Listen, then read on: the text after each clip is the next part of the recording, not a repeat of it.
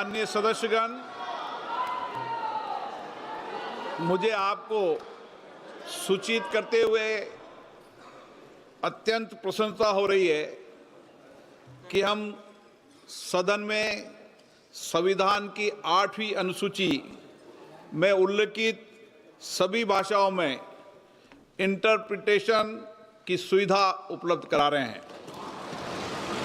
अभी तक सदन में हिंदी और अंग्रेजी के अतिरिक्त संविधान बचाने की जरूरत है सर। 18 भाषाओं अर्थात असमिया, बंगाली, बोडो, डोगरी, गुजराती, कन्नड़, मैथिली, मलयालम, मणिपुरी, मराठी, नेपाली, उड़िया, पंजाबी, संस्कृत, सिंधी, तमिल, तेलुगु और उर्दू भाषाओं में सुविधा प्रदान की जा रही थी। अब इसमें कश्मीरी, कोंकणी और संताली भाषाओं को भी शामिल कर लिए जाने से हम संविधान में उल्लिखित सभी भाषाओं में इंटरप्रिटेशन की सुविधा उपलब्ध करा रहे हैं।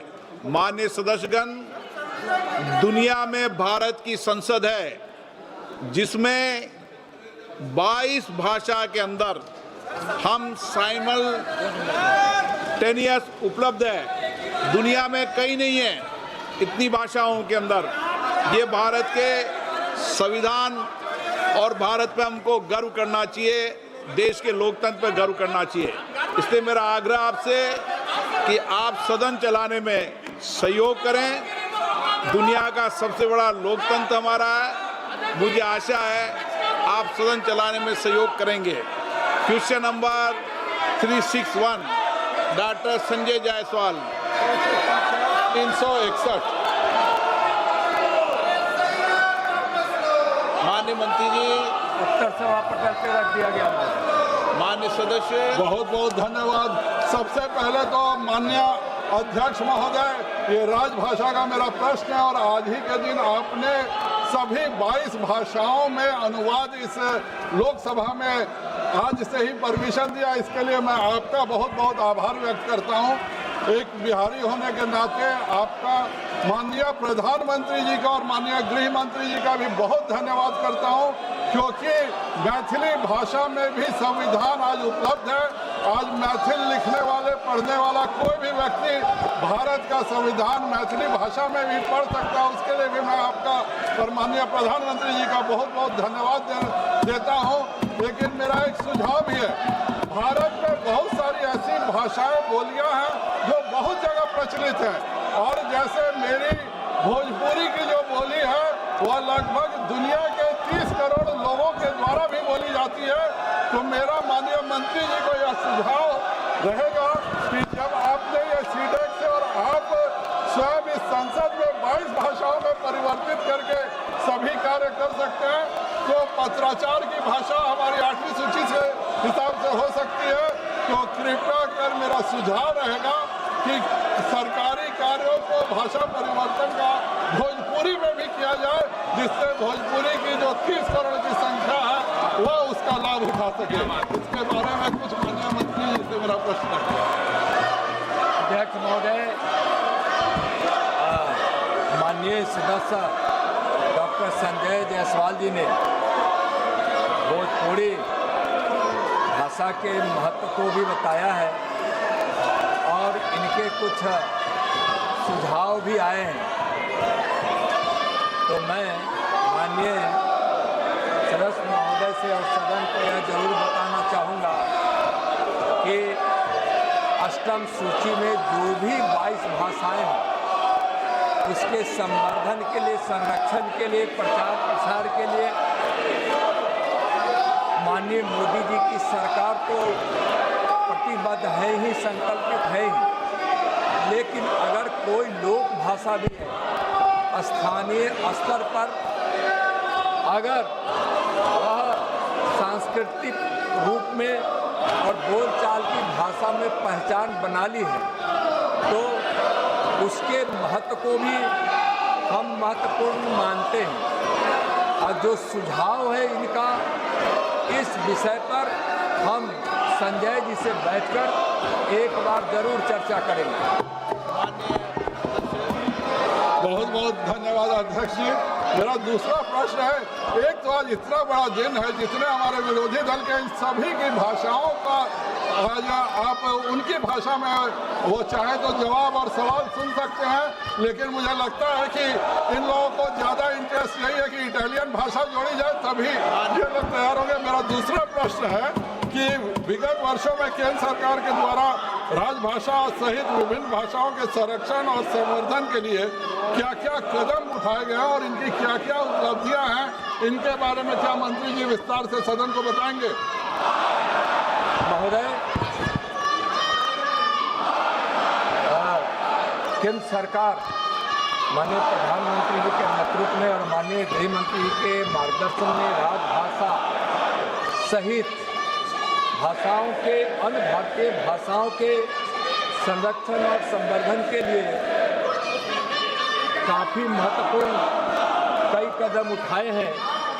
जैसे अखिल भारतीय राजसभा सम्मेलन का आयोजन भी हो रहा है, भारतीय भाषा अनुभाग की स्थापना की गई है, हिंदी शब्द सिंधु डिजिटल शब्दकोश तैयार किया गया है और यह अति महत्वपूर्ण है और जिसका लाभ बहुत मिल रहा है। इसमें हिंदी के मानकीकरण और भाषा तकनीक के विकास हेतु ऑनलाइन हिंदी शब्दकोश जिसमें 7 लाख से अधिक शब्द शामिल हैं। महोदय, कंठस्थ अनुवाद प्रणाली तैयार किया गया है। कंठस्थ एक स्मृति आधारित अनुवाद प्रणाली है जिसमें 5 करोड़ से अधिक वाक्य शामिल हैं या प्रतिदिन 15 से 20 हजार नोटिंग का अनुवाद करती है। महोदय, लीला हिंदी प्रवाह ऐप मोबाइल बनाया गया है जो 14 भारतीय भाषाओं के उपयोगकर्ताओं को हिंदी सिखाने का सहज और निःशुल्क माध्यम है। महोदय, ई सरल हिंदी वाक्य कोश बनाया गया है जिसमें अब तक 6 लाख शब्द एवं 14,000 से अधिक वाक्य शामिल किए जा चुके हैं।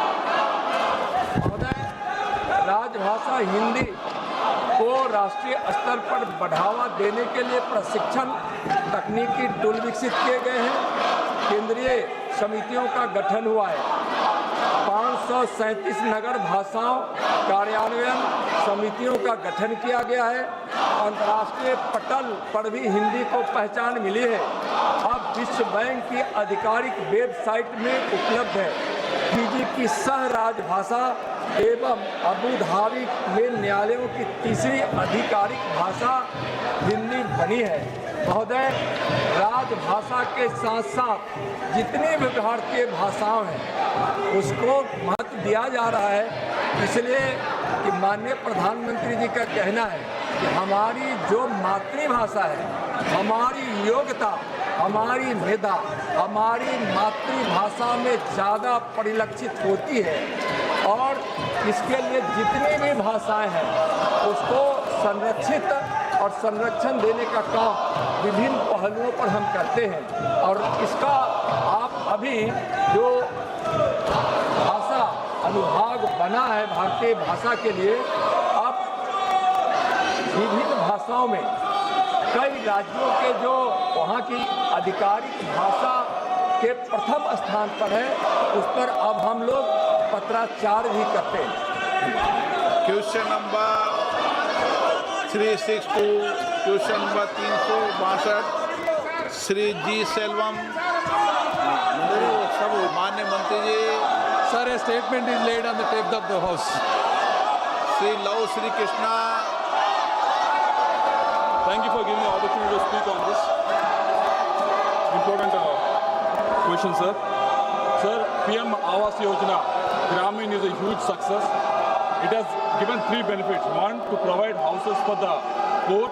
second, to provide work for the rural population, third, to revive and boost the rural economy, sir.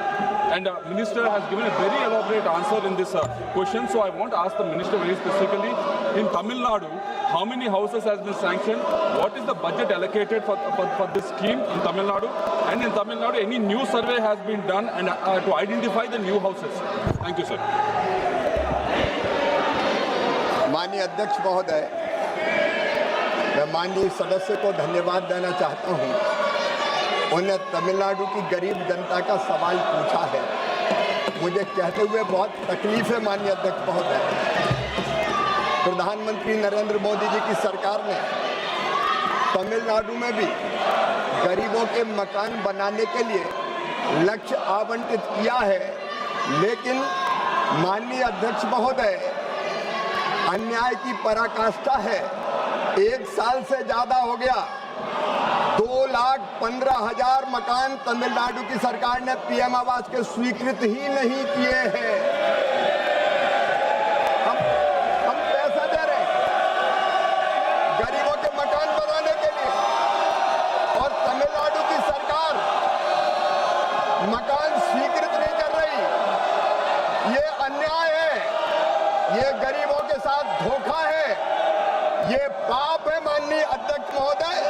और इतना ही नहीं, 3,10,000 मकान पूरे ही नहीं हुए, वहां पैसा दिया जा चुका है, लेकिन सरकार मकान पूरे नहीं कर रही। 608 करोड़ रुपया तमिलनाडु सरकार के खाते में पड़ा हुआ है। भारत सरकार का, केंद्र सरकार का अंश 608 करोड़ रुपया तमिलनाडु के खाते में पड़ा है। वो गरीबों का मकान नहीं बना रहे, मकानों को स्वीकृति नहीं दे रहे। और इसलिए माननीय अध्यक्ष महोदय, 2018 के आवास प्लस की सूची के 50,815 मकान का लक्ष्य हम तमिलनाडु को नहीं दे पा रहे। आखिर इनको तकलीफ क्या है? गरीबों के मकान बनेंगे तो इनको तकलीफ क्या है कि मोदी जी का नाम होगा, इसलिए मकान नहीं बनने दे रहे। और पराकाष्ठा तो यह है कि पूरे देश में वो गरीब जिनके पास कच्चे घर हैं, उनको नया मकान बनाने के लिए 2024 में सर्वे किया गया। तमिलनाडु की सरकार ने सर्वे नहीं किया, सर, सर्वे तक नहीं किया। ये गरीबों के साथ अन्याय है, धोखा है, पाप है। मैं तमिलनाडु सरकार से हाथ जोड़ के प्रार्थना करता हूँ कि गरीबों के मकान स्वीकृत करे, गरीबों के मकान बनाने के लिए वो सर्वे करे, ताकि हम गरीबों के मकान बना सके। मैं हाथ जोड़ के प्रार्थना करता हूँ तमिलनाडु की सरकार से, गरीबों के साथ अन्याय ना करे। Number 3CC Vishnudas Sharma. आज मैं माननीय प्रधानमंत्री मोदी जी के नेतृत्व में कृषि के क्षेत्र में, धन्यवाद माननीय अध्यक्ष जी, माननीय प्रश्न क्रमांक 363।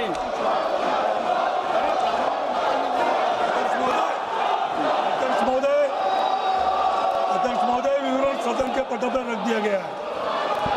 माननीय अध्यक्ष महोदय, मैं माननीय मंत्री जी से जानना चाहता हूं कि देश के अंदर कृषि शिक्षा में 77 एग्रीकल्चर यूनिवर्सिटीज, ICAR के द्वारा 113 इंस्टीट्यूशन, 425 शासकीय महाविद्यालय और 300 के लगभग प्राइवेट एग्रीकल्चर कॉलेजेस देश के अंदर चल रहे हैं। लगभग 1.5 लाख विद्यार्थी गवर्नमेंट के इंस्टीट्यूशन में हैं और लगभग 2 लाख के करीब विद्यार्थी प्राइवेट यूनिवर्सिटीज में शुरू हुए हैं और प्राइवेट इंस्टीट्यूशन में।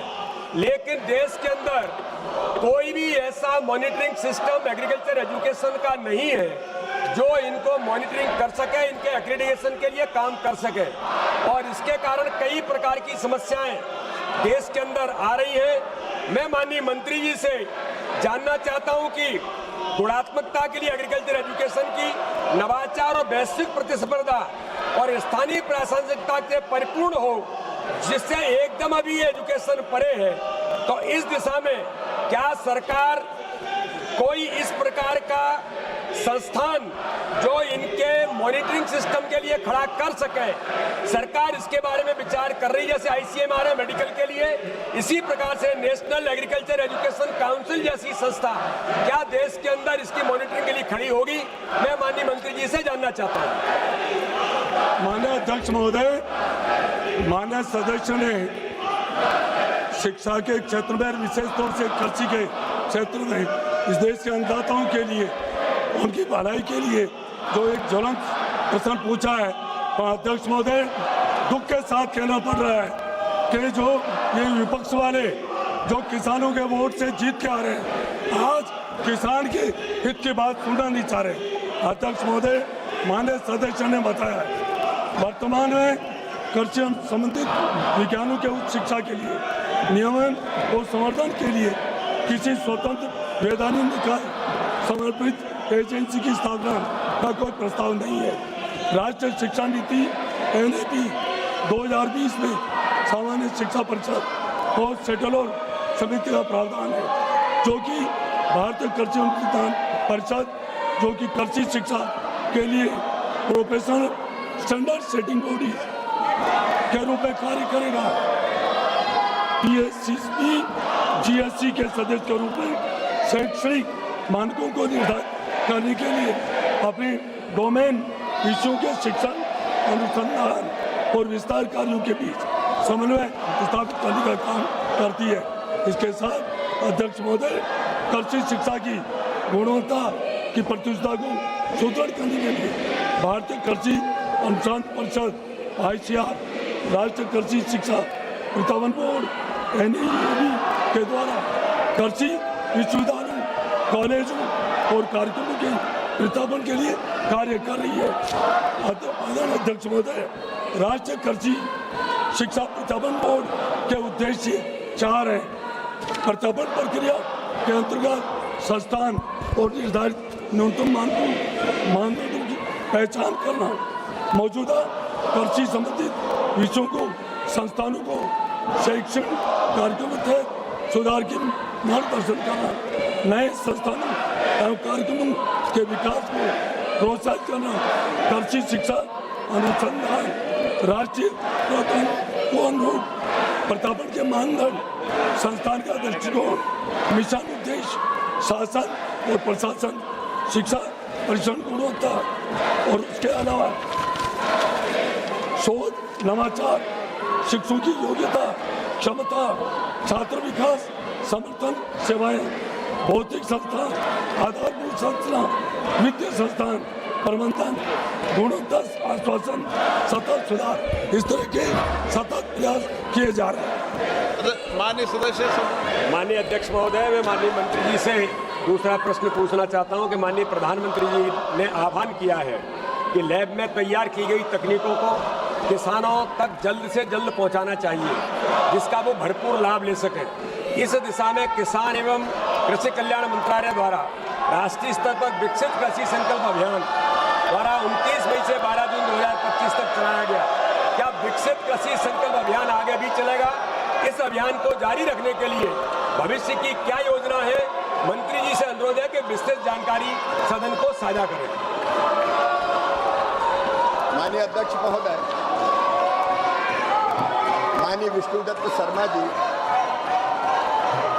शिक्षा के क्षेत्र में कई वर्षों तक काम कर चुके हैं। माननीय राज्य मंत्री जी ने उत्तर उनको पहले पुस्तिका भी दिया है, लेकिन वो एग्रीकल्चर की कंसल्टेटिव कमेटी के सदस्य भी है, उस पर भी विचार करके हम एग्रीकल्चर एजुकेशन को भी कैसे बेहतर कर पाए उसका भी प्रयत्न करेंगे। लेकिन माननीय अध्यक्ष महोदय, जो दूसरा सवाल उन्होंने बहुत महत्वपूर्ण पूछा है, ये मोदी सरकार है माननीय अध्यक्ष जी, जिसने जो शोध और अनुसंधान लैब में होता है उसको लैंड तक पहुंचाने का फैसला किया है। पहली बार ये हुआ है कि देश के वैज्ञानिक, कृषि वैज्ञानिक लैब से निकल के लैंड तक गए हैं विकसित कृषि संकल्प अभियान के अंतर्गत। और 1,33,00,000 किसानों से सीधा संवाद किया है। 60,000 से ज्यादा कार्यक्रम हुए और उन कार्यक्रमों में नए बीज, नई कृषि पद्धतियां, मैकेनाइजेशन के नए सिस्टम, जलवायु और जलवायु के अनुरूप वहाँ कौन सी फसल ठीक होगी, माटी में जो पोषक तत्व उसके हिसाब से कौन सी फसल की कौन सी किस्म वहाँ पैदा होगी, उसके बारे में एजुकेट करने का प्रयत्न किया। और माननीय अध्यक्ष महोदय, उसके बड़े सुपरिणाम सामने आए हैं। हमको लगभग 500 विषय ऐसे मिले जिन पर आज शोध की जरूरत है और मोदी सरकार ने हमने ये तय किया है कि अब वैज्ञानिक शोध लैब में अपने मन से नहीं करेंगे। जो किसान की समस्या है उसके आधार पर शोध किया जाएगा, उसके आधार पर रिसर्च किया जाएगा।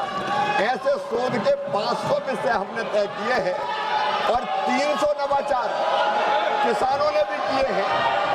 उन नवाचारों को भी वैज्ञानिक स्वरूप देके हम किसानों तक ढंग से पहुंचाएंगे और ये विकसित कृषि संकल्प अभियान मैं आपके माध्यम से माननीय सदन को और सारे किसानों को सूचित करना चाहता हूं। 3 अक्टूबर से 18 अक्टूबर तक फिर विकसित कृषि संकल्प अभियान प्रारंभ होगा।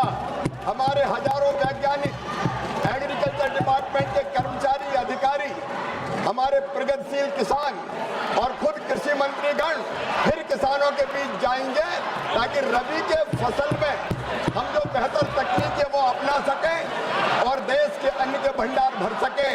अब ये सरकार कृषि भवन से नहीं चलेगी, ये सरकार खेतों से चलेगी, खलिहानों से चलेगी, किसानों के साथ बात करके चलेगी। सदन की कार्रवाई आज 12 बजे तक के लिए स्थगित की जाती है।